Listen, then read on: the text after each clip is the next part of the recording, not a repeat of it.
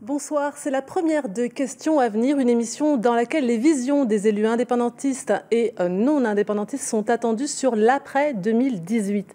Gilbert Thuyennon de l'Union calédonienne et Philippe Michel de Calédonie ensemble nous rejoindront. Ce sera en deuxième partie de cette émission. Ils opposeront leurs idées de la justice et ils seront également interpellés par le bâtonnier de Nouméa. Mais tout de suite, un premier débat sur cette question. Quel avenir pour le maintien de l'ordre après 2018? Et sur ce plateau, deux invités. Philippe Blaise, bonsoir. Bonsoir. Je rappelle que vous êtes secrétaire général des Républicains calédoniens. Yvon Fawa, bonsoir. Bonsoir. Pour votre part, donc, vous êtes l'un des porte-parole du RIN, Rassemblement des indépendantistes et nationalistes, également militant de l'Union calédonienne. Avec nous également sur ce plateau, Angélique Souche. Bonsoir, Angélique. Bonsoir. Alors, Angélique, cette compétence, celle du maintien de l'ordre, c'est évidemment une compétence régalienne. Comment est-ce qu'elle est exercée ici, en Nouvelle-Calédonie? Eh bien, par essence, qui dit compétence régalienne dit prérogative de l'État. Pour autant, la loi organique prévoit une disposition particulière, notamment qui exige que le représentant de l'État, en l'occurrence le commissaire, informe le président de la Nouvelle-Calédonie des décisions qu'il prend en la matière. À noter également que les maires ont une compétence de police générale sur leur commune. Alors, le coût total des forces de sécurité représente quelques 12 milliards de francs par an pour 1200 policiers et gendarmes. Dans le détail, près de 350 agents actifs et adjoints de sécurité et un peu plus de 850 gendarmes exercent en Nouvelle-Calédonie. Près de 90% des policiers sont calédoniens. C'est un petit peu plus d'un tiers concernant les gendarmes, hors effectif de gendarmerie mobile. Globalement, il faut noter que la Nouvelle-Calédonie est plutôt bien dotée, avec une moyenne de 4,5 pour 1000 habitants. C'est plus que la moyenne hexagonale, c'est même 20% de plus. Alors, en 2017, les statistiques de la délinquance ont confirmé deux tendances. L'augmentation des cambriolages, et plus particulièrement des locaux commerciaux, et puis l'augmentation des violences physiques dites non crapuleuses. Et derrière ces faits, on retrouve deux fléaux de la société calédonienne. L'alcoolisation massive, d'abord, avec 6652 faits d'ivresse manifestes sur la voie publique. La capitale, Nouméa, détient un triste record de France. Et puis un autre chiffre évocateur, un tiers des condamnations pénales prononcées par le tribunal de Nouméa concernent des conduites en état d'ivresse. Enfin, autre constante de cette délinquance, c'est le poids des mineurs. Il faut noter qu'un fait de cambriolage ou de dégradation matérielle est commise par un jeune de moins de 18 ans. Merci Angélique pour ces précisions et je précise qu'on va vous retrouver à la fin de cette émission pour une synthèse des deux débats. À présent, nous allons aller au cœur des projets avec nos deux invités présents sur ce plateau.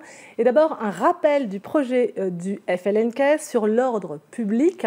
Donc, il sera constitué, je cite, d'un seul corps composé à partir de la gendarmerie et des diverses forces de police nationales, municipales.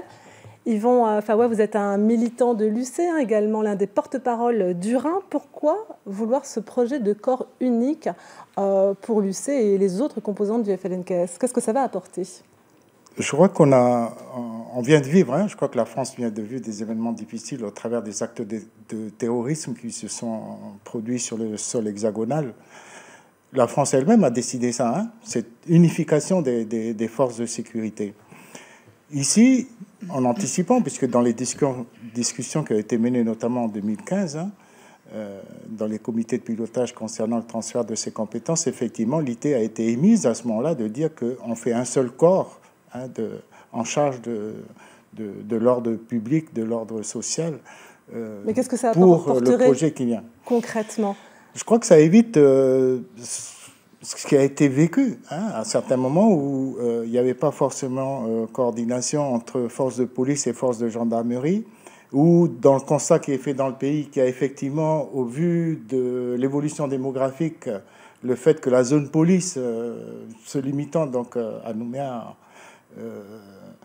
était un peu déséquilibré, on va dire, dans le rapport des interventions entre ceux qui étaient réservés à la police en zone urbaine et pour le reste du pays, pour les gendarmes. Tout ça a guidé le fait que la vision, pour nous, était effectivement celle d'une seule force consacrée à ce maintien de l'ordre.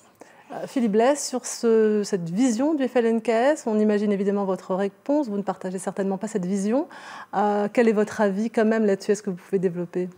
Écoutez, je ne suis pas vraiment venu ce soir pour parler du projet du FNKS. Non, mais rester dans la France, une réaction tout de même sur ce projet du FNKS. Le projet du FNKS, c'est de sortir de la République. Donc à partir de là, eux, ils veulent tout réinventer. Nous, on demande pas ce projet-là. Nous, ce qu'on veut, c'est plus d'État, on veut plus d'efficacité dans l'action policière. Donc ce qu'on demande notamment, c'est que les pouvoirs des maires en Calédonie soient alignés sur ceux de la métropole, parce qu'aujourd'hui, ils ne peuvent pas prendre, ce qu'on demande depuis un long moment, des arrêtés pour interdire la consommation d'alcool sur la voie publique et confisquer. Parce qu'il faut arrêter en fait la consommation au début, avant que les gens soient complètement sous, avant qu'on soit obligé de les mettre en prison, enfin en cellule de dégrisement. Donc moi, je n'ai pas à commenter ce projet-là, puisqu'on est dans une autre logique qui est de répondre à la situation d'urgence. Et là, on est dans la mesure, mais sur l'après 2018, qu'est-ce que vous proposez? Quelle pourrait être la gouvernance finalement de cette compétence régalienne? On garde finalement le modèle actuel et on le reconduit? Je vais être très clair, il n'a jamais été question pour nous de toucher à la compétence régalienne en matière de maintien de l'ordre. Nous ne voulons pas la partager, nous estimons que l'État doit rester le garant des libertés publiques et du maintien de l'ordre. Yvon Fawa, on l'a entendu avec Angélique Souche, ce coût finalement des forces de l'ordre, c'est presque 12 milliards de francs CFP par an. Est-ce que vous pensez que dans une République qui pourrait être indépendante, on a les moyens de ces ambitions? Je crois que si on est indépendantiste, madame, c'est d'abord parce qu'on veut changer ces états de fait. C'est bien de constater, de faire ces constats-là, de dire que c'est 12 milliards et tout. Moi, il y a un exemple que je voulais citer, c'est celui de la sécurité civile, la direction de la gestion des risques. C'est nous qui avons demandé ce transfert et que cette compétence soit exercée par le pays. Elle l'est aujourd'hui. Et c'était peut-être ambitieux, mais il semble qu'aujourd'hui, on est à la hauteur de la tâche qui nous incombe, parce que de toute façon, on a encore les transferts. Oui, dans le cadre, en ce qui concerne l'ordre public et les libertés publiques, on est dans le même état d'esprit. C'est-à-dire qu'effectivement, pourquoi à chaque fois se tourner vers l'État pour pleurer, pour mendier, pour quémander? Est-ce qu'on n'est pas en mesure d'être nous-mêmes autonomes, voire indépendants, et être capable de décider nous-mêmes sur ces problématiques-là? Cette problématique-là, elle ne date pas d'aujourd'hui. Elle est récurrente depuis. Il semblerait qu'aujourd'hui, on constate, on est devant un état de fait, ouais, ça explose et tout. Non. Ça, la jeunesse... le projet éducatif calédonien, tout ça était déjà dans nos travaux depuis qu'on a signé l'accord de Nouméa, parce que quand on a signé cet accord, nous, on s'est engagé à dire on emmène le pays vers plus de Calédonie et moins de France. Voilà. Et on parle notamment dans ce transfert de la calédonisation des moyens, et ça fait partie du projet qu'on porte aussi. Et un mot justement sur les effectifs. Si demain la Nouvelle-Calédonie devient indépendante, s'il y a un oui pour l'accession à la pleine souveraineté, vous maintenez finalement ce nombre de policiers et de gendarmes ou pas? Alors juste pour revenir là-dessus, les policiers, on dit aujourd'hui, ils sont pratiquement à plus de 95% calédoniens. Mais ça, c'est pas venu comme ça. Moi, en 2011, j'étais dans la délégation du FLNKS qui avait été reçue par M. Guéant. Qu'est-ce qu'on a demandé? Il y avait 75 policiers calédoniens formés en France qui attendaient de pouvoir revenir au pays. Il y en a, ils sont aujourd'hui là. Voilà, je les salue. On s'était rencontrés à ce moment-là. Mais ça, c'est pas venu comme ça. C'est bien. Il y a eu d'autres partis qui ont aussi œuvré pour ça. Oui, bien sûr. Et c'est tant mieux. Nous, on espère ça. Parce que si, effectivement, le respect des libertés publiques, l'ordre social. Mais il y a aussi une partie que je n'ai pas citée dans ce que j'ai dit tout à l'heure, c'est de tenir compte de ce qui existe. Voilà, moi, avant de venir, j'ai constaté, on a entendu M. le président du Sénat coutumier, le grand chef Siazé, qui parlait de aussi l'existant, de cette capacité d'écoute, de ce portage collectif d'une problématique qui est de toute façon collective. Alors, on sait que justement, parmi la mouvance indépendantiste, il y a un projet, c'est celui de la création éventuellement d'une police coutumière. Est-ce que ce projet, il est partagé par toutes les composantes du front indépendantiste ou par les indépendantistes? Ça fait partie des débats, effectivement, et il y a bien sûr des limites à tout. La difficulté, c'est pas de nier ce qui existe ou ce qui peut être fait, mais c'est de trouver dans la manière d'optimiser, en fait. L'objectif, c'est ça. C'est effectivement, ça a été réfléchi, ça a été partagé, de pouvoir associer. On l'a bien fait, On l'a bien fait dans certains événements qui se sont produits dans le pays, de dire on va aller chercher les coutumiers pour essayer d'eux, et on les associe. Et ça, pour nous, c'est aussi une bonne chose. Philippe Blaise, une réaction sur cette éventualité d'une police coutumière? Écoutez, C'est un sujet qui est souvent mis sur la table par Rocco Habitant notamment. Et moi, ce que je constate, c'est que lorsqu'il y a eu des troubles graves entre Kanaks, à Ounia et à Marais, qui on est allé chercher? La gendarmerie française. Parce que le problème, c'est qu'on n'a pas... la justice coutumière n'existait pas. Il n'y a pas d'autorité coutumière capable de gérer ces conflits. Et donc, on est bien content d'avoir un état de droit avec des gens qui sont des professionnels de la police. Mais vous savez, pour répondre à ce que disait M. Faoua, il parle du projet de l'indépendance. Mais on va les payer comment, ces gens-là? Parce que quand on écoute Daniel Goa vous dit finalement, ce que la France nous donne, c'est 50 milliards, c'est juste l'enseignement secondaire. Mais comment on fait pour payer les policiers, les gendarmes? Donc Kanaki, c'est quoi? C'est un pays, il n'y aura pas de gendarmerie, il n'y aura pas de policiers, ou alors il faut expliquer aux gens qu'ils vont perdre leur emploi, ou alors qu'il va falloir baisser leur salaire. Je crois qu'il faut quand même être pragmatique. C'est-à-dire que la Calédonie, elle a un niveau de développement, elle a des services publics, elle a un ordre public qui coûte une somme, et cette somme, nous ne sommes pas capables de l'assumer aujourd'hui. Aujourd'hui, la Calédonie n'a pas le premier franc, ne serait-ce que pour régler ses problèmes de déficit. Comment voulez-vous qu'on paye à la place de l'État? Ce n'est pas possible. Yvan Faoua, une réaction? Est-ce que, du coup, ça voudrait dire l'instauration d'un corps unique de la police ou une justice coutumière, finalement? Il y a aussi dans les moins débats de la moyens, réduction des coûts. On paye comment? Oui. La réduction des coûts. Parce que, sur ce que vient de dire M. Blaise, je suis d'accord, bien sûr, mais les arguments étaient les mêmes. Et pourtant, on a transféré l'enseignement. En 2012, l'enseignement du second degré, 45 milliards. Qu'est-ce qu'on a trouvé comme solution à ça? On a trouvé une solution. La MADGG, mise à disposition globale et gratuite. Ça veut dire qu'on sent bien que là, il y a aussi une volonté de l'État d'accompagner. Mais ça, ce n'est pas écrit dans l'accord de Nouméa. Il me semble que si. Qui a signé cet accord de Nouméa? Qui a mis en place ce processus? Et je crois qu'on est juste en train de respecter la parole qu'on a donnée et qu'on a mise sur papier dans l'accord de Nouméa. Philippe Blaise, on vous a entendu sourire, voire rire. On est toujours français, c'est-à-dire qu'on a transféré l'enseignement secondaire et effectivement, les personnels sont sous une autorité conjointe du vice-recteur qui est nommé par l'État et puis du gouvernement de la Calédonie, mais la France paye. Mais le jour où on est indépendant, elle arrêtera de payer, il faut dire la réalité. Et il n'y a aucune raison que la France continue à payer pour l'enseignement secondaire et non plus pour la justice et non plus pour les gendarmes et pour les policiers le jour où on est indépendant. Il faudra se débrouiller, donc il faut trouver l'argent. Moi, la question que je pose aux indépendantistes, c'est où est-ce que vous allez trouver l'argent? Je crois qu'il y a une réalité, hein. On n'arrête pas de le dire. On vit au-dessus de nos moyens, parce que l'économie est maintenue artificiellement à un niveau qui n'est pas celui de la réalité. Nous, ce qu'on demande, c'est d'être dans la réalité des choses. Donc bien ça sûr que ça va coûter, bien sûr qu'il faudra trouver. Finalement, mais est-ce qu'un État-nation est capable de trouver les financements de ses services publics ou pas? Il nous semble que oui, l'exemple pro. Et pour autant, et là je conteste les dires de M. Blaise, il y a des tas de pays indépendants qui reçoivent aujourd'hui de l'aide de l'État français dans des accords de coopération. Ça existe entre les États. Et c'est simplement donc ça pourrait être il faut qu'on arrête de faire peur à nos Ce populations pour dire c'est le néant, il n'y a plus l'argent de l'État, il n'y a plus ci, il n'y a plus ça. On négocie ces choses-là et effectivement, d'abord, il me semble en premier, avec l'État français. Est-ce qu'ils ne vont pas des armes? Une dernière réaction à ce sujet. L'aide de l'État au titre de la coopération dans les pays indépendants n'a strictement aucun rapport en termes de proportion avec ce que nous recevons en tant que collectivité de la République française. Évidemment, l'État, enfin la France aide le Vanuatu, aide des pays d'Afrique, mais ce sont des sommes modiques, c'est pour des petits projets. Ce qui est clair, c'est que le jour où on est indépendant, nous devrons trouver sur nos ressources fiscales propres, enfin ce jour-là, évidemment, moi je ne le souhaite pas, de quoi payer tous ces fonctionnaires. Et je vous le dis, nous ne sommes pas capables parce que la Calédonie, aujourd'hui, en étant française avec les transferts, est en grave difficulté financière. Elle n'a pas le premier franc devant elle. Alors on va évoquer le... encore plus en difficulté financière. On évoque à présent un autre sujet. On a entendu récemment des demandes venues de plusieurs parties pour un renforcement du pouvoir des maires pour qu'ils puissent prendre des mesures un peu plus importantes, qu'ils aient un pouvoir un peu plus accru, notamment pour le couvre-feu des mineurs, un éventuel couvre-feu des mineurs. Est-ce que finalement, ça c'est un chantier prioritaire après 2018 ou c'est une mesurette dans l'instant en raison des faits de délinquance qui, on le voit, se sont accrus ces dernières semaines?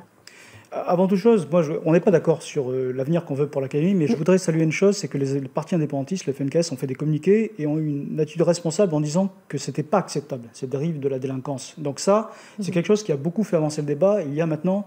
Une prise de conscience, c'est ce que vous voulez dire? C'est un tabou qui est tombé et c'est important pour qu'on avance sur ces questions-là. Alors la question des pouvoirs des maires, je vous l'ai expliqué. Les pouvoirs des maires, il y a un code des communes locales qui n'est pas rédigé de la même façon que le code général des collectivités territoriales. Et donc les pouvoirs des maires sont restreints, et le haut-commissaire a une partie de la compétence en matière de tranquillité publique qu'il n'exerce pas. Donc on demande quelque chose de très simple, par une loi simple, changer le code des communes. Il n'y a pas besoin de changer la loi organique. La loi organique, elle dit que l'État la c'est compétence en matière de maintien de également du Haut-Serre. Ça, c'est une proposition qu'on a fait, nous, les Républicains calédoniens, en novembre 2017, et j'ai découvert, avec surprise, que Calédonie Ensemble se l'était approprié et l'a porté par la voix de ses députés à l'Assemblée nationale. Tant mieux. Mais ce que je veux dire, c'est que nous, cette affaire, on l'avait vue depuis longtemps. Je me réjouis qu'après que le président du gouvernement nous ait bloqué, les députés fassent avancer le dossier. Il faut effectivement que les maires aient les pouvoirs de mettre en place des arrêtés de couvre-feu, mais également des arrêtés d'interdiction et de confiscation de l'alcool. Yvan Faoua, est-ce que le monde indépendantiste a finalement changé sa vision, et notamment dans cette perspective de l'après-2018, sur ces phénomènes de délinquance et de la jeunesse finalement en dérive?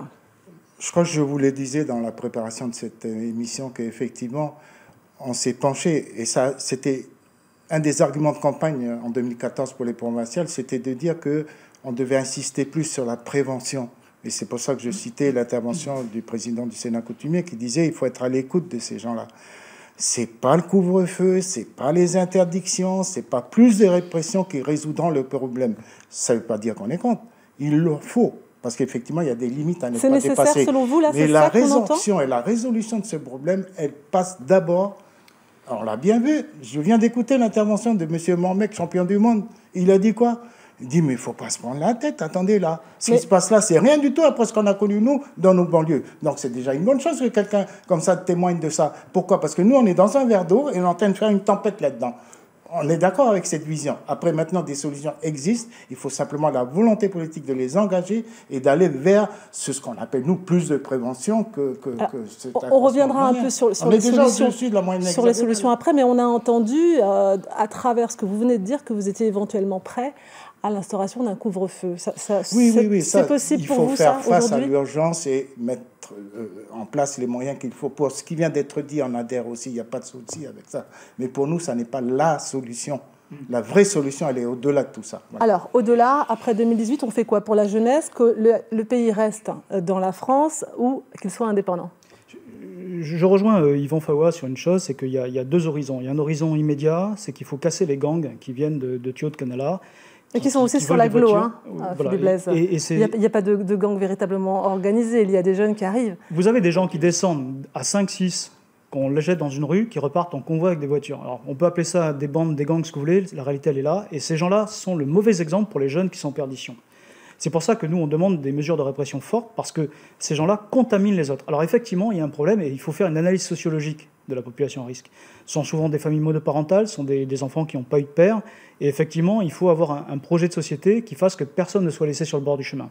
Il faut faire du soutien périscolaire, il faut faire des études surveillées après l'école, il faut empêcher que ces gens décrochent scolairement, et donc il faut sanctionner immédiatement les parents qui sont négligents, notamment avec les allocations familiales. C'est déjà le cas. Depuis 2016, il y a déjà des suppressions des allocations familiales en cas d'absentéisme. Le dispositif existe, mais la question, c'est est-ce qu'il est appliqué de façon rigoureuse? C'est ça la vraie question. Et moi, à partir de 10 jours et demi d'absence par an, normalement, pour un enfant qui ne va pas à l'école, donc il y a suppression. Normalement. Vous pensez qu'il y a des gens qui passent si tous les gens concernés sont effectivement immédiatement suivis et s'il y a une conséquence éducative pour les parents, pour leur dire que votre enfant ne peut pas rater l'école. Ouais. C'est de la répression tout de même. Yvan Faoua, sur le projet donc, pour aider cette jeunesse après 2018, pour l'accompagner, quelles sont vos solutions concrètes? Je crois qu'il y a déjà quelque chose qui est important, c'est un problème d'éducation. J'ai entendu, il n'y a pas si longtemps que ça, quelqu'un dire qu'une société incohérente produit des individus incohérents. Et que la Calédonie... Parler d'un sociologue qui est passé sur notre antenne. Voilà, c'est ça, et que la Calédonie, c'était simplement un quartier du monde. Voilà, on a entendu ces choses-là. Et je crois que nous, on est dans ces choses-là. C'est-à-dire que pour nous, le premier responsable de l'éducation, ce sont les parents. Ce sont les familles.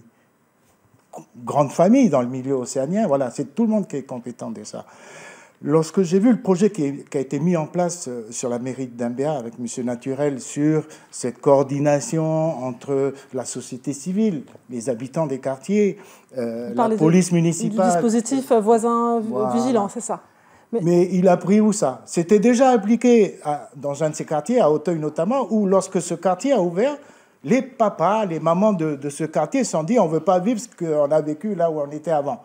Et ils se sont organisés pour dire, nous, on assure la surveillance de notre quartier et l'éducation de nos enfants.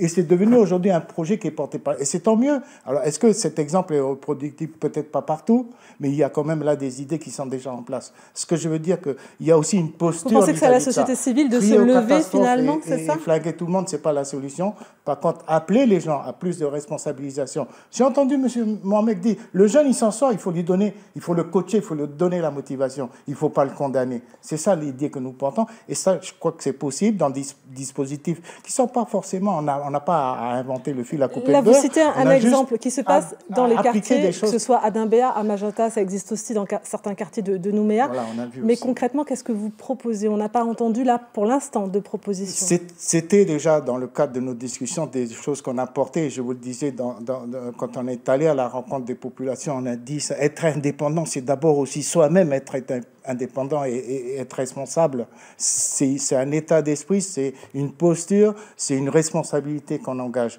Et tout le monde dit, on vit bien ici, on vit bien. Mais ce serait bien de bien vivre ensemble. Mais ça se traduit comment? Ça ne se fait pas à coup de policiers et à coup d'autres. Ça se fait d'abord en essayant d'avoir une mutation dans la société. Et ça vient aussi par l'école. Alors, ça vient par l'école, peut-être échec de l'école sur les 600 enfants qui sont déscolarisés par an tout de même.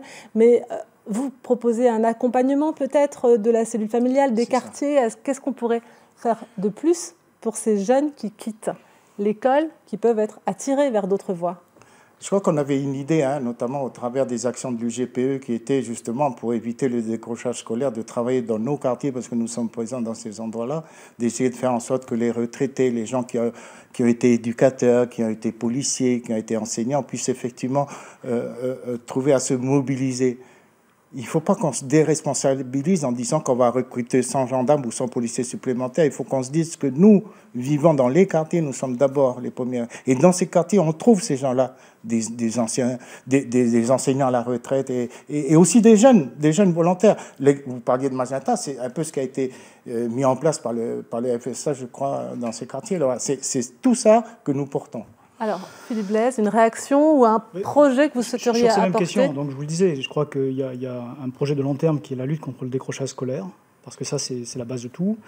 Ensuite, je considère qu'il faut des moyens importants pour lutter contre ces phénomènes qui contaminent les jeunes qui sont désœuvrés, donc notamment ces phénomènes de voleurs de voitures, parce qu'on a en Calédonie 2 fois plus de vols de voitures, 2 fois plus de cambriolages qu'en métropole, et on est dans le peloton de tête de l'outre-mer à égalité avec la Guyane, Mayotte. Il y a un problème. On peut pas. Cette situation n'est pas normale. Le coût social. Oui, on l'a entendu, vous l'avez déjà dit, mais qu'est-ce que vous proposez du coup en termes de projet en dehors de la répression voilà. Non, mais les gens, ce qu'ils veulent, c'est des réponses immédiates. C'est-à-dire que et c'est pour ça que nous n'avons pas voté le projet de Philippe Germain, c'est qu'il ne faut pas faire de l'incantatoire. Il ne faut pas simplement faire du politiquement correct, des belles phrases. Je rejoins Yvan Fawa, il faut retisser du lien social. Et effectivement, les initiatives de voisins vigilants consiste à ce que les gens se connaissent entre voisins, s'échangent les numéros de téléphone. Ce ne sont pas des policiers, c'est juste des gens qui surveillent ensemble leur quartier. Rien que ça, quand vous avez fait ça, vous avez fait 95% du travail. Donc ça réside finalement dans la citoyenneté, en un mot? Oui, c'est redonner aux gens la citoyenneté. Les Calédoniens qui ne l'étaient pas avant sont devenus individualistes. Et il faut réapprendre, effectivement, à être solidaires les uns des autres. Ça, c'est une première étape. Après, eh bien, toute cette population à risque, ces jeunes qui sont déscolarisés, je tiens à dire qu'en Calédonie, la majorité des gens, quelle que soit leur ethnie, sont des gens honnêtes, travailleurs, qui veulent la paix. Ça, il faut le dire. On focalise sur les délinquants, on ne parle pas des victimes et on oublie les honnêtes gens. Donc, rappelons ça, c'est-à-dire qu'effectivement, il ne faut pas cliver, il ne faut pas diaboliser. Et il faut s'occuper sur le long terme, mais ça ne sera que sur le long terme que ça produira des résultats, de la récupération de tous ces gens, cette génération perdue qui a été élevée, et c'est là un petit reproche que je ferai aux indépendantistes, dans l'esprit de 84, c'est ce qu'on retrouve à Naketi, notamment à Thio. Et malheureusement, ces jeunes, on leur a donné un mauvais modèle parce qu'ils ont tout rejeté en bloc. Ils ont rejeté le monde du travail, ils ont rejeté le système scolaire, ils ont rejeté le système. Une réaction alors tout de même, là, il va falloir une réaction. Est-ce que c'est finalement ce lien au politique qui a conduit à ce système, enfin à ce phénomène, où on peut pas faire... Je ne sais pas si c'est l'histoire de la poule et de l'œuf. C'est-à-dire, est-ce que c'est ça qui a induit ça ou inversement? Moi, je crois qu'effectivement, l'essentiel, c'est qu'effectivement, il y a un problème dans ce pays. Tout le monde ne vit pas bien. Je vais dire ça de manière simple. Tout le monde ne vit pas bien. Ça n'est que le symptôme d'une maladie plus grave, latente depuis des années. Mais c'est notre jeunesse, ce sont nos enfants. Ces enfants-là, ces jeunes-là, ils ont des parents. Où ils sont? Pourquoi on est allé dans ce sens-là? Nous, on le dit, il y a eu un choc de culture, il y a eu une colonisation, il y a un héritage qui est là. Et je crois que votre antenne va diffuser bientôt des émissions historiques sur ça. Mais c'est tout ça qui a manqué pendant 20 ans, pendant 30 ans. Ce travail de pédagogie et d'explication. Ce travail de pédagogie pour faire en sorte que les gens s'approprient. Parce qu'il faut avoir envie de ça. Le décroche, c'est pas que le gamin il veut pas de l'école, c'est que l'école n'a pas voulu de lui. Je le sais pour avoir vécu des conseils de discipline. Avec et vous étiez, je le rappelle, un ancien directeur d'école, je crois. D'école et enseignant, oui. Avec le papa de... Nous accueillons à présent un témoin de la société civile qui va interroger nos invités. Joseph Païneau est le secrétaire général adjoint de l'UNSA Police. Alors, Joseph Païneau, bonsoir. Valérie, bonsoir. Merci de nous avoir invités sur ce plateau. C'est un plaisir. Vous êtes policier depuis 20 ans, donc représentant, syndicaliste. Vous avez des questions à poser à nos deux invités ce soir. Alors, bonsoir M. Philippe Blaise, bonsoir M. Fawa. Donc j'ai bien entendu les réactions de chacun à travers ce débat. Notamment, donc, je voudrais, avant de parler de l'avenir de l'ordre public, etc., du maintien de l'ordre dans ce pays, avant de parler de ça, je tenais à remercier d'abord le travail effectué par mes collègues ici qui sont au quotidien face à cette délinquance grandissante, exponentielle. Donc merci à eux déjà pour leur travail. Et puis qu'ils sachent qu'ils ont le soutien total de notre organisation. Maintenant, concernant, pour en revenir au débat, j'ai entendu tout à l'heure parler donc, de regroupement de police-gendarmerie. Donc je m'adresserai tout d'abord à M. Fawa. Donc cela signifie-t-il, pour nous, policiers, est-ce que notre zone de compétence, qui est actuellement, vous l'avez rappelé, est Nouméa, cela signifierait-il à l'avenir que nous puissions... sortir de notre zone de compétence, voire aller sur les communes de Dimbéa, sur le Mont-d'Or? Je crois qu'il y a quelque chose à mettre en place, à inventer. Il faut être novateur aussi dans ce domaine-là. Nous, ce qu'on a dit, c'est qu'il faut effectivement qu'il y ait une seule direction, une seule responsabilité. Elle sera assumée par qui, d'ailleurs, hein? Voilà. Il y a un gouvernement qui exerce certaines compétences. Angélique le rappelait qu'effectivement, le haut-commissaire se devait d'informer. Hein. C'est l'article 35, je crois, de la loi organique. Voilà. Ce qu'on veut pour le futur, c'est qu'effectivement, ça soit regroupé. Qu'on revoie cette histoire de zone d'intervention, parce qu'il nous semble qu'il y a un déséquilibre, notamment parce que voilà, il y a une forte charge sur la capitale.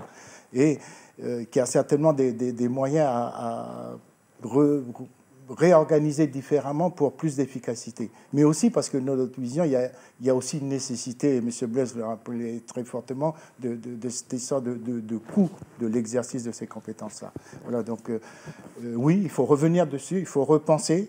Il ne s'agit pas d'enlever aux uns la responsabilité, c'est dire que c'est une responsabilité commune et que voilà, c'est une responsabilité qui sera exercée par le gouvernement calédonien et qui aura en charge de revoir. Et, en tout cas, les mieux placés pour rediscuter de ça, c'est quand même vous. Voilà, hein, c'est vous qui devez revoir de quelle manière on peut intervenir. Quand on a arrêté les deux qui ont fracassé l'assassin en chef du péage de Tina, il nous a semblé entendre que c'était bien parce qu'il y a eu une coordination rapide et efficace entre les services de police et les services de la gendarmerie. Et voilà, les malfrats ont été attrapés aussi grâce à ça. Voilà, c'est cette vision-là que nous adoptons, que nous voulons rendre, on va dire, plus opérationnel sur tout ce secteur-là. Alors, est-ce que vous aurez à intervenir en partie sur Mont-d'Or, sur Dimbéa ou voire sur Païta? Je crois que c'est vous qui serez les mieux placés, mais nous, notre vision, c'est ça. Hein. D'un côté, de faire baisser les coûts, bien sûr, mais aussi, surtout, de rendre plus opérationnel avec une coordination qui soit sous une seule direction. C'est ça la vision qu'on donne, nous, dans les débats qu'on a déjà eus, hein, notamment avec l'État. D'accord, merci pour votre réponse. En tous les cas, nous serions ravis de pouvoir participer à la construction de ces débats et d'être voilà, effectivement, en tant qu'acteur, être interrogé sur le devenir. Monsieur Blaise, une question pour vous. Donc, est-ce que vous pensiez que la police pourrait élargir son domaine de compétences, donc sortir donc, du Nouméa pour passer sur le Grand Nouméa? Comme je disais, moi, mon projet, c'est pas de changer l'existant, puisque je me situe dans le maintien de la Calédonie dans la République. Donc il y a des raisons à ce qu'aujourd'hui on ait ces répartitions de périmètres, Mais effectivement, c'est un problème qui revient souvent sur la table, c'est que les policiers sont obligés parfois de s'arrêter parce qu'ils n'ont pas les consignes de la hiérarchie pour aller au-delà de leur zone. Mais ça, c'est un problème de volonté politique. Et je pense que quand on veut, on peut. Le constat qu'on fait, je vais être désagréable envers les autorités. On a été désagréable envers le haut-commissaire à un moment, bien que je sente qu'il y a aujourd'hui un changement dans le discours. C'est qu'on a le sentiment que parce qu'il y a un contexte calédonien politique un peu particulier, eh bien on s'interdit de rentrer dans Saint-Louis, on s'interdit de poursuivre certains voleurs de véhicules.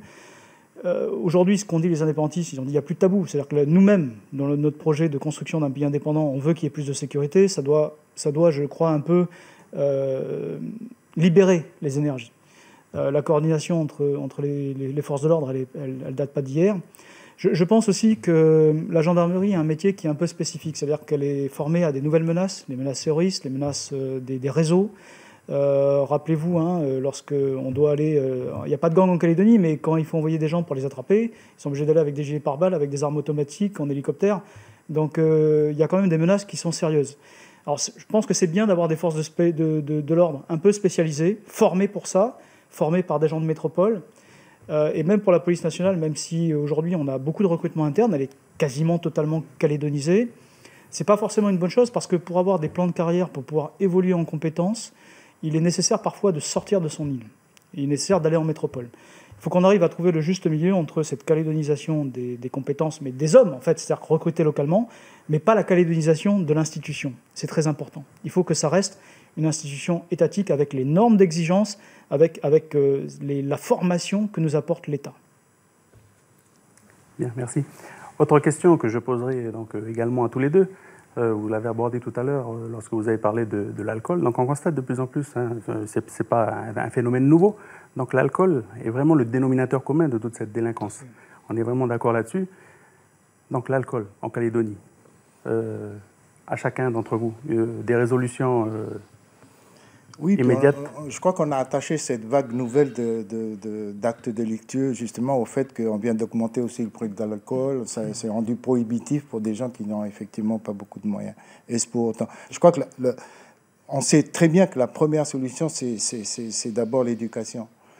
Pourquoi on se retrouve avec ces phénomènes de consommation excessive d'alcool? Parce que voilà, c'est aujourd'hui une manière que les jeunes ont trouvé de s'exprimer. Et là, je crois qu'il y a probablement une coordination de tous les moyens, de tous nos services publics pour faire en sorte que... Voilà, on parlait de projets de loi qui interdisent effectivement... Après, on vient aussi d'entendre qu'il y aurait des soupçons de faits délictueux ailleurs venant de sociétés qui produisent cet alcool. Donc, il n'y a pas de solution miracle. On est d'accord. Il y a... Je crois, si on veut vraiment faire évoluer les mentalités, ce travail sur les jeunes. On le fait bien pour la protection de la nature, on le fait bien pour la préservation de la planète, on le fait bien pour beaucoup de choses. On vient de voir cette application pour les produits que nous consommons. L'alcool en fait partie aussi. Donc il y a je crois, des actions, des solutions. Bon, on avait entendu le plan Easy du gouvernement, et puis bon, ça a été plus ou moins mis en œuvre et tout. Mais il ne s'agit pas que de répertorier 60 mesures, quoi. Je crois qu'il y a un vrai phénomène. On parlait de ce qui se passait au Vanuatu. Bon, oui, il y a peut-être le fait qu'effectivement, ça n'est pas trop dans leur pratique. La difficulté chez nous, c'est qu'on a hérité de ça, et dans le vécu de nos jeunes. Et pourtant, la vraie solution, elle passe quand même par... une coordination de tous ces moyens. Une réaction, Philippe Blaise, à ce qu'a demandé Joseph Pahenno sur l'alcool. Le problème de l'alcool, on va se parler franchement. Les Caliens, ils ont un problème avec l'alcool, qu'il soit Kanak ou Caldoche. L'alcool a toujours été associé à une forme de virilité chez les Caldoches. On a grandi là-dedans. Chez les Kanak, il était associé à la libération dans les tribus, où il y avait beaucoup de contraintes. Et donc, on a eu une vision fausse de l'alcool, parce que l'alcool détruit les vies. L'alcool empêche les gens d'avoir une vie saine, épanouie.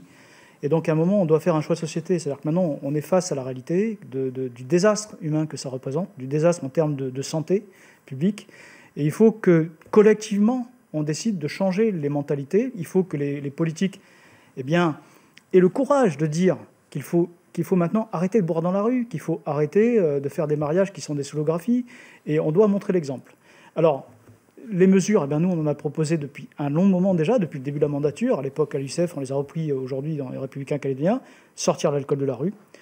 Mieux contrôler la vente d'alcool aux mineurs, notamment est-ce qu'il ne faut pas mettre en place des circuits de commerce type bottle shop, parce que ce n'est pas aujourd'hui efficace. Et troisièmement, contrôler les quantités qui sont vendues à des particuliers, parce qu'il n'est pas normal que des particuliers sortent avec des palettes entières. On sait que ça alimente le marché noir. Et puis, il faut casser le marché noir. Et là, ça pose une question. Est-ce qu'aujourd'hui, la prohibition est efficace ? J'en doute. Oui, je crois que la difficulté, elle est là. Je crois qu'on a évoqué dans notre débat la situation de l'île des Pins. Par rapport à ça, où l'alcool est effectivement interdit de consommation pour les locaux et pas pour les touristes. Donc, non, mais c'est une situation qui existe aussi. La question a été posée. Il y a des choses qui sont mises en place là. C'est dans le pays aussi. Donc le chef, en tant que pouvoir coutumier, interdit. Non, il y a des choses à discuter et des choses à aller chercher. Merci beaucoup, Joseph Païno, d'avoir posé ces questions. Merci à vous, merci téléspectateurs. Merci à vous également, Philippe Blaise, des Républicains calédoniens, et Yvon Fawad, d'avoir participé à ce premier débat. À suivre dans quelques instants un autre débat avec Philippe Michel et Gilbert Thuyennon sur l'avenir de la justice après 2018. Mais d'abord, un état des lieux, et il est signé Bernard Lassos.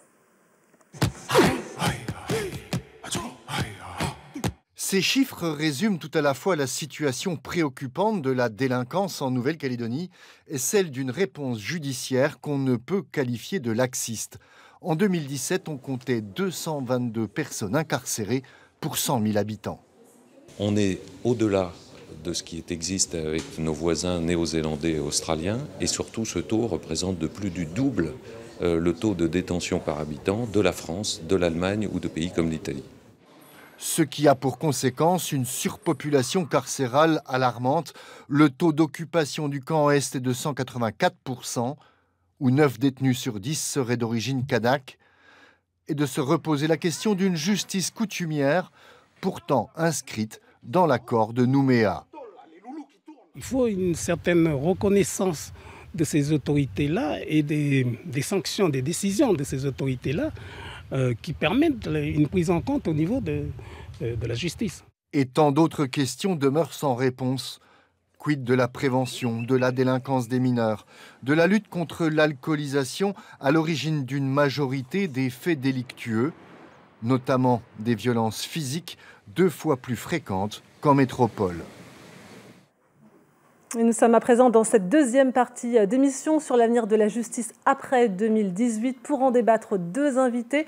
Gilbert Thuyennon, bonsoir. Bonsoir. Vous êtes le 2e vice-président de l'Union calédonienne. Philippe Michel, bonsoir. Bonsoir. Vous êtes, je le rappelle, secrétaire général de Calédonie Ensemble. Alors, on vient de l'entendre, un chiffre un peu inquiétant sur le nombre de détenus d'origine kanak au camp Est, une écrasante majorité. Est-ce qu'on peut parler d'échec de la société finalement ? Il me paraît clair que lorsqu'on a une telle concentration d'une partie seulement de la population qui est incarcérée, c'est qu'on a un problème quelque part. Oui, très clairement, il ne faut pas se cacher la réalité des choses. Gilbert Thuyennon. Je rejoins ce que vient de dire le président de la province sud. Effectivement, quand on a ce type de situation dans notre pays, il faut se poser les vraies questions. Ça veut dire que la société calédonienne certainement traverse des moments difficiles, qu'il y a des malaises. Ce sont des malaises de notre société.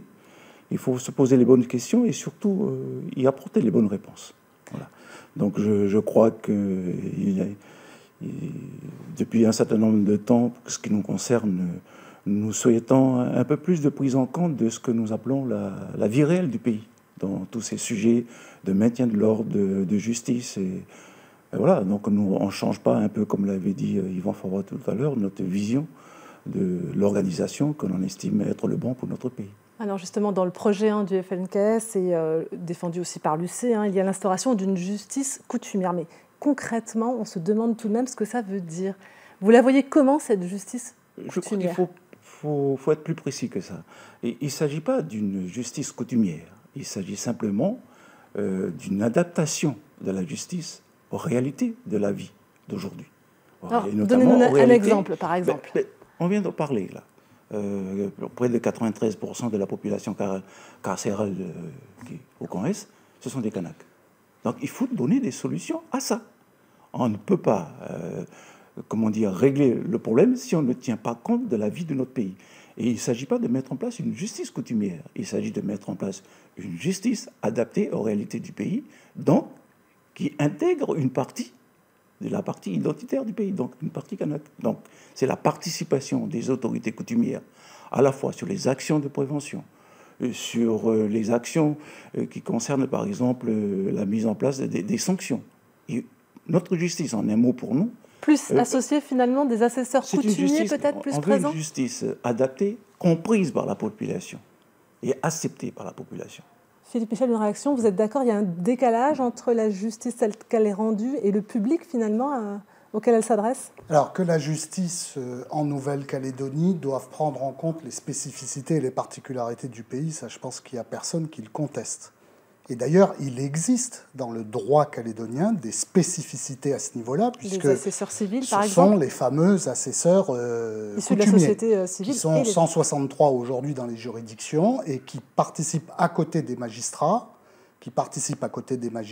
à tout ce qui concerne les jugements des litiges intéressant les affaires civiles. Pourquoi ? Parce qu'on a une partie de la population qui est de statut civil coutumier, c'est-à-dire qui obéit à des règles de mariage, de filiation, de divorce, de régime des terres, etc., qui sont différentes de l'autre partie de la population, et que pour juger ça, il faut nécessairement des gens, donc des assesseurs coutumiers, qui soient au fait de ces spécificités. Alors, est-ce qu'il faut aller plus loin? Justement, il y a 300 décisions qui sont rendues par an sur le civil. Est-ce qu'il faut aller plus loin, c'est-à-dire avoir des assesseurs coutumiers qui puissent être associés à la décision en matière pénale? On va poser la question directement. Moi, personnellement, je suis totalement opposé à cette idée, parce que ça voudrait dire qu'il y a un régime de droits et de règles, y compris pénal pour les uns, pour certains citoyens, et puis il y a un autre régime pénal pour d'autres citoyens. Ce qui est, de mon point de vue, la négation même du concept de communauté de destin, de peuple calédonien, auquel nous appelle l'accord de Nouméa. Qu'il y ait, pour résumer, qu'il y ait des assesseurs coutumiers pour juger des règles civiles qui sont particulières à une partie de la population parce qu'elles ont un état civil particulier. C'est déjà le cas ça en matière, me pose aucun problème. Civile, ouais. Par contre, qu'on étende cette spécificité à d'autres matières, et notamment le droit pénal, ça me paraît très compliqué. Et vous, votre position là-dessus, Gilbert Thuillier? Ce qui est clair pour nous, c'est que dans notre projet, il ne s'agit pas de mettre en place une justice coutumière. Nous, on dit simplement, c'est une justice qui prend en compte la réalité du pays et qui prend en compte toute la dimension culturelle de notre pays. Je vais prendre un exemple simple. Aujourd'hui, par exemple, dans les peines, on a ce qu'on appelle les peines alternatives, notamment ce qui concerne les travaux d'intérêt général. Ça, peut-être, il y a nécessité de le rendre des vraies sanctions, et comment on fait pour que cette partie-là, cette partie de sanctions-là, on peut l'intégrer dans la vie de tous les jours. Je crois que il faut se rendre compte de ce qui se passe en milieu kanak, notamment quand il s'agit d'actions qu'on appelle de délinquance. Il faut se référer à ce que les habitudes qu'il y a chez nous. C'est un monde de dons et de contre-dons. C'est un monde de pardon et de réparation, des fois. C'est ça que l'on demande dedans. Parce que ça ne sert à rien d'envoyer nos jeunes au camp S. Quand ils ressortent, ils vont faire la même chose. Donc, il faut faire autrement. On entend la position de Gilbert Thuillier, mais qui arbitre? Excusez-moi, mais la question de la réparation, oui. La question de la réparation, c'est une question à laquelle il faut réfléchir très sérieusement. Parce qu'il s'agira là, comme on l'a dit beaucoup souvent, c'est la sanction, il faut qu'elle soit comprise, elle fait partie de la vie de notre pays. Donc, mettons tout ça en œuvre. Mais alors la réparation dont vous parlez, elle pourrait peut-être s'appliquer pour quel type de délit? Pas pour les crimes, on imagine. Bien entendu que non. Nous, on ne veut pas une justice qu'on inventerait puis qu'on s'exonerait de ce qui fait de bien dans ce monde-là. Non, pas question. Il faut hiérarchiser tout ça, mais il faut y réfléchir à cette hiérarchisation-là. C'est tout. Un peu plus de médiation, de conciliation en amont, c'est déjà le cas dans ça le système existe dans l'accord de Nouméa.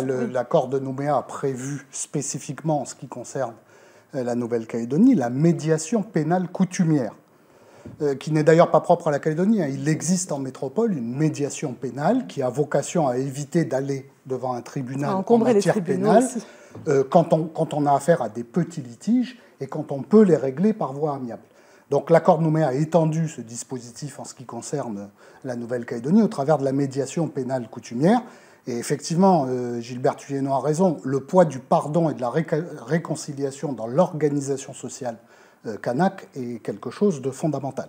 Le problème qu'on a, c'est qu'on n'a que 2 médiateurs pénaux aujourd'hui en fonction, et que force est de constater que jusqu'à présent, c'est un mode d'action qui n'a pas trouvé toute sa place. Ça veut dire qu'il y aurait des voies à construire pour une autre justice, oui, et là, vous pourriez vous rejoindre finalement, camp loyaliste, camp indépendantiste. À la condition, en ce qui me concerne, que les assesseurs coutumiers continuent de siéger sur les affaires civiles qui relèvent d'un droit civil coutumier particulier, et que la médiation pénale soit, comme l'a dit Gilbert Thuyenot, limitée à des petits délits ou à des petits litiges. Mais après, on ne peut pas imaginer qu'on ait une justice pour les uns et une justice pour les autres en Nouvelle-Calédonie. C'est tout simplement pas possible. Exactement. La justice à 2 vitesses, il n'est pas question de l'instaurer dans notre pays. Dans notre projet de société, il y a 2 mots qui sont importants. Une justice indépendante et une justice impartiale. Donc ça veut dire que la manière d'organiser les choses, on ne va pas inventer la poudre. Il faut se baser sur ce qui a fonctionné, ce qui est bien. Par contre, il faut l'améliorer. Voilà, c'est tout. L'améliorer parce que, on le voit bien, vous avez vu, les chiffres sont là, il y a quelque chose qui ne va pas. Et c'est ce malaise-là qu'il faut réparer. Nous, on estime aussi qu'en amont de cette organisation de notre justice future, il y a un certain nombre de fondamentaux qu'il faut absolument reprendre. Yvon a parlé tout à l'heure beaucoup d'éducation. C'est effectivement le rôle des parents. Mais plus que le rôle des parents, c'est le rôle des autorités coutumières, c'est le rôle des églises dans ce pays. Parce que notre éducation à nous, c'est une éducation collective. Et on est passé trop rapidement à une éducation individuelle. On a tout laissé de côté. Donc c'est tout ça que pour nous, il faut remettre en route. C'est la question de la socialisation de nos enfants, de nos jeunes. Parce que, voilà, on se rend compte qu'il y a quelque chose qui ne va pas. Et vous pensez que c'est possible aujourd'hui? Parce que c'est allé très vite tout de même en Nouvelle-Calédonie. C'est une société en mutation, marquée par de forts clivages tout de même, des déséquilibres économiques importants. On peut inventer un autre modèle? En tout cas, pour nous, il n'est pas question de laisser les choses dériver. Ça, c'est sûr. Et on le voit aujourd'hui. De plus en plus, les gens prennent conscience de ça et se prennent en charge. Il n'est pas question de laisser dériver les choses. Parce qu'on le dit souvent, Kanaki, ce n'est pas voler. Kanaki, ce n'est pas agresser. Ce n'est pas prendre le bien d'autrui. Kanaki, c'est l'ordre et le respect. Comme on l'a toujours dit. Et nous, à l'Union calédonienne, notre parti, elle a été fondée sur la base de 3 choses essentielles. Les églises, la coutume et la politique. Donc ces choses-là, ce sont des valeurs. Et ces valeurs-là, elles ne bougeront pas dans l'indépendance. Et surtout, elles seront celles qui seront intégrées dans l'organisation de la justice future. Philippe Michel, une réaction? Est-ce qu'il faudrait donc finalement associer encore plus peut-être les acteurs, ceux qui posent les fondements de la société kanak, océanienne et calédonienne aussi? Non, mais je le répète, moi, j'ai pas d'objection à ce que des assesseurs coutumiers permettent d'éclairer les magistrats dans le règlement des litiges qui concernent un statut civil particulier. Mais par exemple, sur l'intégration peut-être plus importante des églises dans la socialisation, ça, on vous voit... Oui, enfin, je ne sais pas si on parle du rôle des églises en général ou si on parle du rôle des églises dans l'administration de la justice, où là, je serais quand même beaucoup plus réservé. Mais en tout cas, ce qu'il y a de sûr, c'est qu'il nous faut plus de magistrats calédoniens. Ça, c'est clair. On a régressé sur ce sujet. Aujourd'hui, on n'a aucun juge calédonien, alors que par le passé, on en a eu. Et donc, on a un intérêt particulier à calédoniser la justice en Nouvelle-Calédonie. On sait que c'est dans le programme de Calédonie Ensemble, mais quel est l'intérêt, pour que les téléspectateurs nous entendent, de ce programme? Est-ce qu'il n'y aura pas un danger, finalement, entre celui qui rend la justice et celui qui la reçoit? Écoutez, en matière de compétences régaliennes, on a la police et la gendarmerie, on a l'armée, Dans la police, on a 97% des emplois qui sont occupés par des Calédoniens. Est-ce que notre police est moins efficace ou plus arbitraire qu'une autre police? Dans l'administration pénitentiaire, on a 80% des emplois qui sont occupés. Et si dans la gendarmerie, c'est 30 ou 40%. Donc pour vous, c'est plus d'efficacité? Comment se fait-il que dans l'administration de la justice, nous n'ayons aucun juge, aucun magistrat calédonien, et qu'on ait 80% de greffiers qui sont de l'extérieur. Comment se fait-il qu'on envoie 300 ou 400 jeunes par an à l'université de la Nouvelle-Calédonie en filière droit qui va jusqu'au master et qu'ensuite on ne soit pas capable d'offrir à ces jeunes des débouchés dans... Mais est-ce que ça intéresse finalement ces jeunes Calédoniens à ce qui se passe, les concours pour être avocat, pour aller à cette école nationale de la magistrature? Est-ce qu'ils sont attirés vers ces filières? Est-ce que les jeunes Kanaks sont attirés vers ces filières? Écoutez, on vient l'année dernière de deux avocats Kanaks viennent de prêter serment, ce qui est très très bien et ce qui est un exemple à suivre. Dans la magistrature, nous avons eu par le passé des juges calédoniens et même kanaks, je pense à Faute Trolu, et tout le monde comprendra facilement que pour juger des litiges en Nouvelle-Calédonie, que ce soit en matière familiale, en matière pénale ou autre, c'est quand même mieux d'avoir affaire à des gens qui sont au courant des réalités du pays plutôt que des juges qui viennent d'ailleurs. Voilà, c'est aussi simple que ça. Puis c'est aussi une question de débouché pour nos propres jeunes. Gilbert Thuyenot, la justice a un débouché pour les jeunes étudiants? La justice, pour nous, ce n'est pas une finalité en soi. Hein. Quand on met en place une justice, c'est qu'elle est là pour réparer ce qui ne va pas. Donc, pour le réparer au mieux, il faut que les gens qui réparent soient le plus au fait possible de ce qui se passe dans le pays. Donc pour nous, là, il ne se pose pas la question de savoir est-ce que les Calédoniens ont vocation à intégrer la justice, les corps de... Non, pas du tout. Mais jusqu'à aujourd'hui, il n'y a pas beaucoup qui sont intéressés à ça. Alors, comment vous l'analysez? C'est ça qu'on veut entendre ce soir. Vous savez, ce n'est pas pour rien que l'opération 404 a été mise en place au moment de la signature des accords de Matignon-Oudinot. Hein. C'est quand on se rendait compte de la difficulté des gens du pays à intégrer ces grands corps de métier-là. Donc le défi reste, mais... Allez-y. Pardon. Mais ça veut dire, si on vous entend, qu'il faudrait un coup de pouce, un autre programme spécifique destiné, c'est ça qu'on entend? Vous savez, à chaque fois qu'il a fallu que les Calédoniens prennent leur place dans leur propre pays, il a toujours fallu un petit coup de fouet. Donc c'est peut-être ce qu'il manque aujourd'hui en matière de justice. C'est d'autant plus important que, contrairement à ce que beaucoup de gens croient, la Nouvelle-Calédonie est déjà associée à l'exercice de la compétence régalienne de justice. La plupart des règles, c'est nous, Calédoniens, qui les fixons. Les règles de procédure civile, c'est-à-dire toutes les règles qui guident l'organisation d'un procès, c'est la Nouvelle-Calédonie qui les fixe. Toutes les infractions, toutes les peines, les condamnations à des infractions aux réglementations, qu'il s'agisse du droit du travail, du droit de l'urbanisme, du droit commercial, du droit civil, etc. C'est le Congrès de la Nouvelle-Calédonie qui les fixe. Et même en matière pénale, on a la capacité, et on le fait, à assortir nos réglementations, je pense notamment au cas de la vente de l'alcool, par exemple, dont on parlait il y a un instant, de sanctions pénales. Donc, à partir du moment où la justice est appelée en Nouvelle-Calédonie à sanctionner des violations de règles qui sont fixées par le pays lui-même, il y a un intérêt particulier, effectivement, à ce que plus de Calédoniens rendent ce service public. Alors, à présent, Gilbert Thuyenot et Philippe Michel, je vais vous demander une réaction à ces propos du procureur de la République. C'était il y a quelques semaines, en janvier dernier, dans un entretien accordé aux Nouvelles. Alexis Bourroz s'exprimait. L'indépendance judiciaire est la clé d'un fonctionnement sain d'un pays. La justice sur un petit territoire pose des difficultés d'impartialité. On l'entend. Cette analyse, vous la partagez? Il y a danger, il y a risque ou pas, finalement, si on a... Je partage totalement cette analyse. Il faut comprendre que la Nouvelle-Calédonie, c'est un territoire de 250 000 habitants, où tout le monde connaît tout le monde. Si la compétence justice était intégralement transférée à la Nouvelle-Calédonie, on se retrouverait avec plusieurs problèmes. Premier problème, où sont les magistrats, les greffiers, etc., pour administrer le service de la justice? On ne les a pas aujourd'hui, il y a très peu de Calédoniens, pour ne pas dire pas du tout.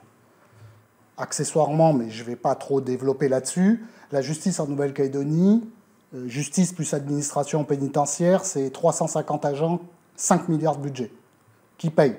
Mais admettons qu'on arrive à régler ça. Ensuite, la justice en Nouvelle-Calédonie, c'est aussi une justice qui est adossée à des juridictions de 2e et de 3e degré qui sont hors du pays. Je veux parler de la Cour administrative d'appel de Paris, du Conseil d'État, de la Cour de cassation, du Conseil constitutionnel. Comment on... Et ces tribunaux-là, c'est des garanties de l'état de droit et du respect des libertés individuelles. Donc comment on fait ça? Et puis enfin, surtout, comment dans un pays de 250 000 habitants, on donne une garantie d'impartialité de la justice, c'est-à-dire le fait qu'elle ne passe pas sous le contrôle ou l'influence d'un parti politique, du monde économique. Du monde économique, syndical, coutumier ou que sais-je. C'est vraiment une vraie question. Votre réaction, Gilbert Thuyenot, c'est un sujet important qui concerne les citoyens? Oui, c'est un sujet important qui concerne les citoyens. C'est pour ça que pour nous, l'organisation de la justice doit être inscrite dans la loi fondamentale de notre pays. Donc à ce titre-là, il faut préserver ce qui aujourd'hui fonctionne de par le monde. Je parlais tout à l'heure d'indépendance de la justice. C'est quelque chose qu'il faut sanctifier, sacraliser dans la loi fondamentale. Quand je parlais d'impartialité, quand je parlais d'organisation. Mais pour ce qui nous concerne, nous indépendantistes, même si nous sommes un petit pays, nous pensons qu'on peut s'organiser. Mais parce qu'il n'est pas question... on ne garde pas ces garde-fous. Non, parce qu'il n'est pas question pour nous de, comment dire, de se cloisonner dans un petit monde qui serait le nôtre et puis de ne pas se rendre compte de ce qui se passe ailleurs et surtout de ne pas s'appuyer sur ce qu'il y a ailleurs.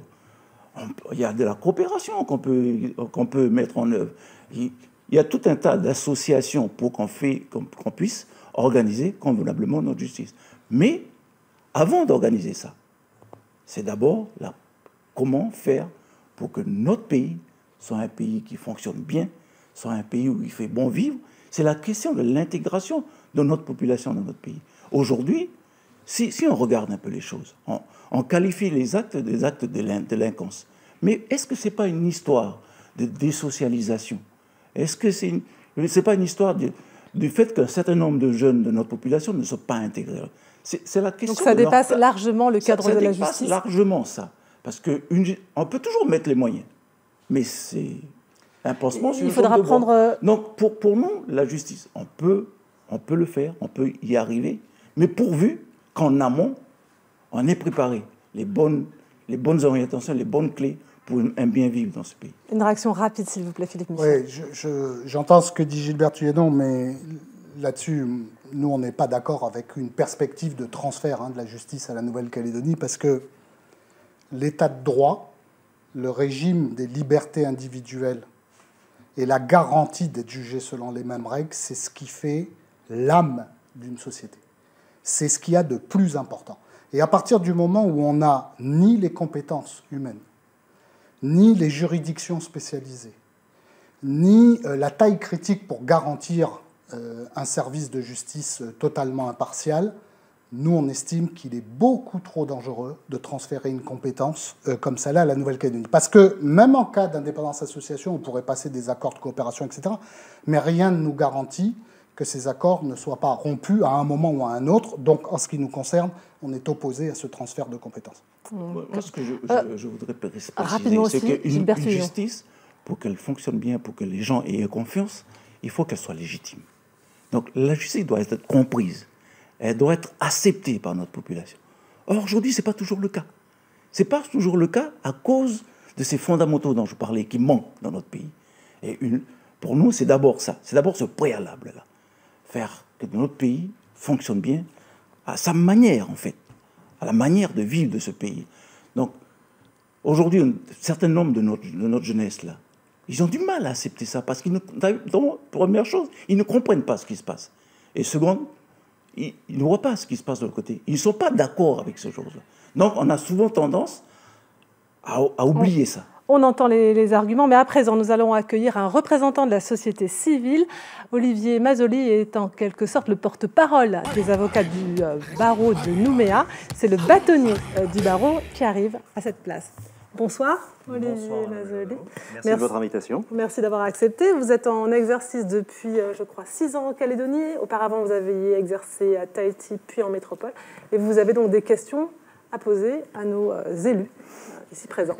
Oui, bonsoir messieurs. Alors, au cours des débats, j'ai déjà eu quelques réponses à des questions que j'avais posées, mais finalement, j'ai Avant de venir, j'ai quand même pas mal discuté, pour un avocat, vous me direz c'est pas normal, avec des gens sur les questions qu'on se pose sur cette justice après 2018. Et j'aurais juste voulu vraiment une précision. J'ai cru entendre une amorce de réponse nette de la part d'un des deux protagonistes du débat. Au cas où, on dit chez nous les avocats par extraordinaire, mais c'est pas vraiment impossible, à l'issue du référendum, la Calédonie restait encore dans la France. Est-ce que un transfert de la justice, de la compétence de la justice à la Calédonie, un peu, beaucoup, pas du tout, quand, comment, serait demandé par vos partis politiques? Alors, d'abord, pour que nos téléspectateurs comprennent parfaitement ce dont on parle, la question, ça peut pas être un peu, pas du tout, un peu ou beaucoup. La question du référendum qui sera posée le 4 novembre prochain, c'est est-ce que, oui ou non, vous êtes favorable au transfert des compétences régaliennes et donc à l'accession du pays à la pleine souveraineté. Donc ça ne sera pas, malheureusement, ça sera oui ou non, parce que la Constitution et l'accord de Nouméa sont ainsi faits qu'il faudra faire un choix assez basique et binaire. Voilà, et donc pour ce qui nous concerne, forcément, on n'y est pas favorable. Non, moi je dirais oui, voilà, tout simplement. Voilà. Ok, et alors dans la mesure où le résultat du référendum serait sur un maintien de la France et donc un maintien des compétences régaliennes au profit de l'État, est-ce qu'il y aurait une demande de votre part, dans le cadre d'une vision d'une justice calédonienne, d'aménagement par rapport à la situation actuelle? Et si oui, sur quelles orientations? Plus de droits coutumiers, moins de droits coutumiers, de droits coutumiers différemment? Voilà, c'est des questions qui reviennent souvent. Je redis les choses. Et il n'est pas question pour nous d'organiser un droit à côté d'un autre. Il s'agit simplement d'intégrer dans l'existant ce qui marche de l'autre côté de la barrière, pour faire un exemple. Donc, je parlais tout à l'heure des tigistes, qui aujourd'hui, c'est une sanction, alternative. Et celle-là, peut-être il y a possibilité, quand il s'agit de jeunes Kanaks qui vivent dans nos tribus, à faire de telle sorte que ça devienne des vraies sanctions. Et avec un accompagnement coutumier, avec un accompagnement des parents, des églises. Voilà, c'est de ça que je parle. C'est que on a trop tendance à oublier, c'est vrai, 250 000 habitants, mais le pays peut être intégré complètement dans la justice. Voilà. Donc nos jeunes, par exemple, aujourd'hui, quand les magistrats viennent, moi j'assiste souvent à des audiences foraines, mais ils ne comprennent pas. C'est quoi un juge? C'est quoi un avocat? Donc c'est tout ça qu'il faut... Et pour nous, nous estimons qu'il n'y aura pas de justice, une pour soi-disant pour les Kanaks, à deux vitesses ou quoi ou qu'est-ce. Non, c'est une justice, toujours indépendante, impartiale, mais surtout qui joue la solidarité dans ce pays-là. Et voilà, c'est ça le problème. Parce que souvent, on le dit aussi, quand il s'agit d'une partie de la population, pour faire court, quand il s'agit de puissants, la justice règle les choses autrement. Quand il s'agit de faibles, il y a une autre sanction. Donc c'est toutes ces choses-là qu'il faut, aplanir une fois pour toutes, et c'est sûr qu'à l'issue du novembre prochain, même si les choses devaient en rester, mais il faudra améliorer. C'est ça qu'on nous demande. C'est une amélioration de la justice dans ce pays. Et pour l'améliorer, c'est une partie des Calédoniens qu'il faut favoriser leur entrée dans la justice, dans les métiers dans les juges, les procureurs. Pardon. Je crois que M. Michel Brou va se poser son... Autant on n'est pas favorable au transfert, autant on est convaincu qu'il y a des améliorations très importantes à apporter dans l'exercice du service justice en Nouvelle-Calédonie, au travers d'une calédonisation, au travers d'une multiplication de la participation des assesseurs coutumiers, au travers du développement du processus de médiation pénale coutumière, qui suppose d'ailleurs la participation des institutions coutumières à ce vaste chantier, parce que si la justice est mieux rendue et mieux comprise, tout le monde s'en porte mieux. Un exemple très simplement. Aujourd'hui, nous avons un tribunal à Koné. Ça n'existait pas auparavant. C'est tous ces aménagements dont le pays a besoin. Peut-être il faut l'étendre. Voilà, à Pointe-Imier, peut-être à Lifou, ainsi de suite. Donc il faut mieux s'organiser, je crois. Je pense que c'est ce type de réponse qu'on attendait de notre côté. Maître Olivier Mazzoli, merci d'être venu poser vos questions à nos invités. Merci à vous. Donc ce débat va se terminer dans quelques instants, mais avant de clore ce débat, une synthèse, et elle sera réalisée par Angélique Souche. Angélique Souche, qu'est-ce qu'on peut retenir sur ces deux débats? Est-ce qu'on est dans de l'opposition franche, au moins sur certains thèmes? Bien, le dernier échange est finalement assez révélateur. La ligne de fracture évidente, c'est sur ces compétences régaliennes, maintien de l'ordre et justice, transfert oui ou non.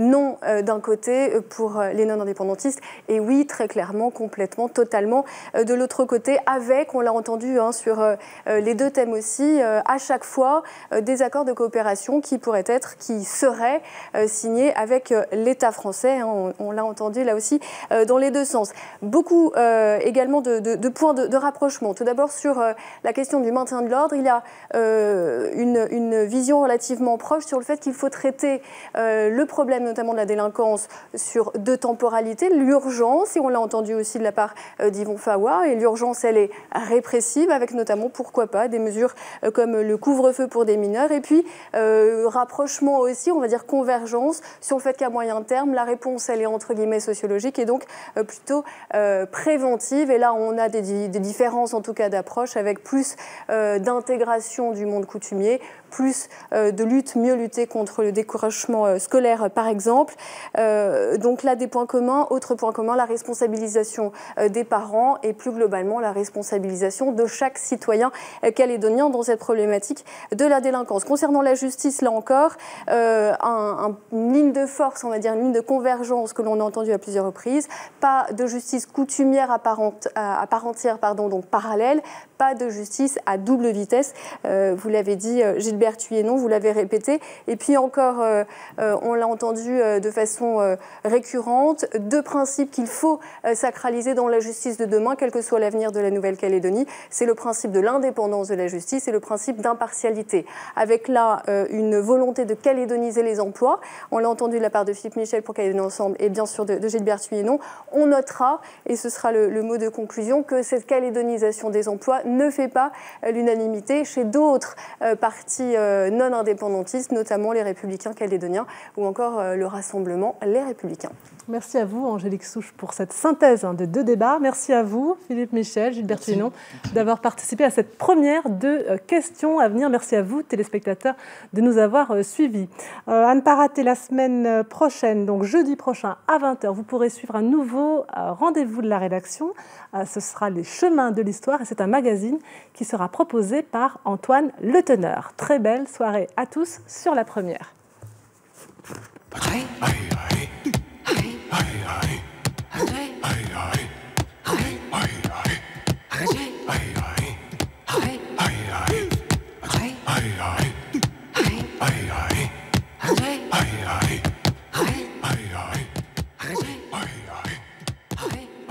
Retrouvez cette émission en replay sur votre site lapremière.nc.